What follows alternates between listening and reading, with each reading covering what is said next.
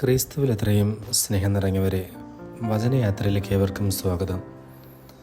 ഇന്ന് തിരുസഭാ മാതാവ് വിചിന്തനത്തിനായി നൽകിയിരിക്കുന്ന വചനഭാഗം വിശുദ്ധ മർക്കോസിൻ്റെ സുവിശേഷം 1-ാം അധ്യായം 21 മുതൽ 28 വരെയുള്ള തിരുവചന ഭാഗങ്ങളാണ്.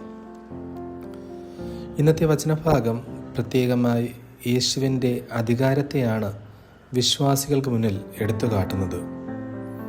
സുവിശേഷത്തിൽ ഊന്നിപ്പറയുന്ന വാചകങ്ങൾ ഇവയാണ്: അധികാരമുള്ളവനെ പോലെയാണ് അവിടുന്ന് പഠിപ്പിച്ചതെന്ന്. യേശു പഠിപ്പിക്കുന്നത് അധികാരം ഉള്ളവനെ പോലെയാണ്, നിയമജ്ഞരെ പോലെയല്ല. അത് ജനങ്ങളെ അത്ഭുതപ്പെടുത്തുന്നു. അശുദ്ധാത്മാവ് യേശുവിനെ ദൈവത്തിൻ്റെ പരിശുദ്ധനെന്ന് തിരിച്ചറിഞ്ഞ് നിലവിളിക്കുന്നു. യേശു കൽപ്പിക്കുമ്പോൾ ആത്മാവ് വേർപിരിയുന്നു. ഇത് യേശുവിൻ്റെ വാക്കുകൾക്ക് പാപത്തെയും ഭയങ്ങളെയും കീഴ്പ്പെടുത്താനുള്ള കഴിവുണ്ടെന്നും നമ്മൾ പ്രശ്നങ്ങൾ യേശുവിനെ ഏൽപ്പിക്കുമ്പോൾ അവന് നമ്മെ പൂർണ്ണമായി സൗഖ്യമാക്കാൻ കഴിയുമെന്നും കാണിക്കുന്നു.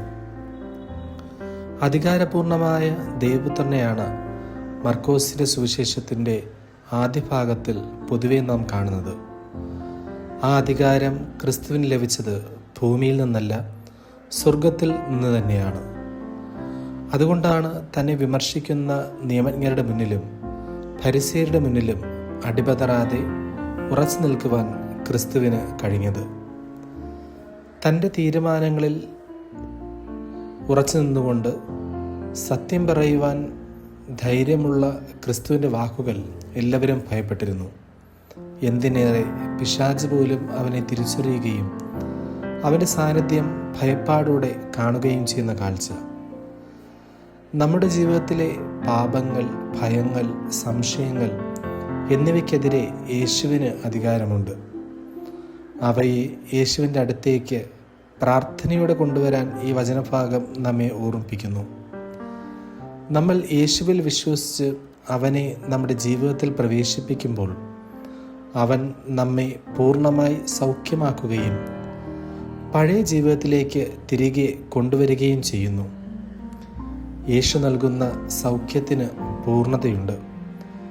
യേശുവിൻ്റെ വാക്കുകൾക്ക് ശക്തിയുണ്ട്. അവ നമ്മുടെ ആന്തരിക പോരാട്ടങ്ങളെ മാറ്റിമറിക്കുകയും നമ്മെ പുതിയ ജീവിതത്തിലേക്ക് നയിക്കുകയും ചെയ്യുന്നു. പുതുവർഷത്തിൽ പുതിയ തുടക്കങ്ങളാകട്ടെ. അധികാരമുള്ള ക്രിസ്തുവിനെ മാത്രം ആശ്രയിച്ച് നമ്മുടെ ജീവിതത്തെ തന്നെ പുതിയൊരു നവീകരണത്തിനായി നമുക്ക് ശ്രമിക്കാം. ദൈവം നമ്മെ അനുഗ്രഹിക്കട്ടെ. ആമേൻ.